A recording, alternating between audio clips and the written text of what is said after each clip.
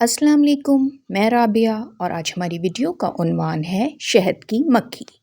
تو شروع کرتے ہیں اپنی ویڈیو۔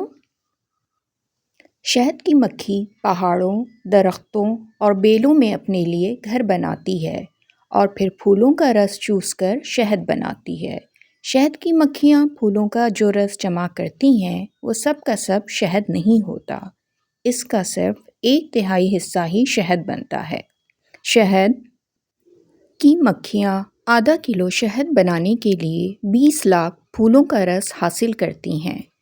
رس جمع کرنے کے بعد شہد بنانے کا عمل شروع ہوتا ہے۔ شہد پہلے پانی کی طرح ہوتا ہے۔ شہد تیار کرنے والی مکھیاں اپنے پروں کو پنکھے کی طرح استعمال کر کے غیر ضروری پانی کو بھاپ کی طرح اڑا دیتی ہے۔ جب یہ پانی اڑ جاتا ہے تو اس کے بعد ایک میٹھا اور گاڑھا رس باقی رہ جاتا ہے جس کو مکھیاں چوس لیتی ہیں۔ مکھیوں کے منہ میں ایسے غدود ہوتے ہیں جو اپنے عمل سے اس رس کو شہد میں تبدیل کر دیتے ہیں۔ مکھیاں اس تیار شہد کو چھتے میں بھر دیتی ہیں۔ یہ سوراخ چھتا بنانے والی مکھیاں اس طرح بناتی ہیں کہ شہد ٹن پیک غذا کی طرح محفوظ ہو جاتا ہے۔ شہد کی مکھی کے گھر کو چھتا کہتے ہیں۔ اس چھتے میں کئی چھوٹے بڑے خانے ہوتے ہیں جن میں یہ مکھیاں اپنے اپنے رتبے کے مطابق رہتی ہے۔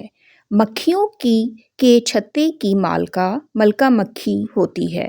ملکہ مکھی کوئی کام نہیں کرتی بلکہ چھتے کے مختلف خانوں میں جھانکتی رہتی ہے کہ کام ٹھیک ہو رہا ہے یا نہیں۔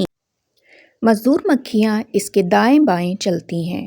ملکہ مکھی 8 سال تک زندہ رہتی ہے جبکہ مزدور مکھیوں کی عمر 6 یا 7 ہفتے ہوتی ہے۔ مزدور مکھیاں ہر وقت محنت کرتی ہیں، اگر یہ محنت نہ کریں تو نہ ان کا چھتا اور نہ ہی شہد بن پائے۔ موت کے علاوہ ہر بیماری کی شفا شہد میں ہے، اس لیے یہ ضرور کھانا چاہیے۔ شہد کی مکھی جس طرح شہد بناتی ہے وہ منصوبہ بندی اور نظم و ضبط کا بہترین نمونہ ہے۔ آج کے لیے اتنا ہی۔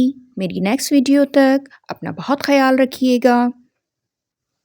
پھر ملتے ہیں۔ اللہ حافظ۔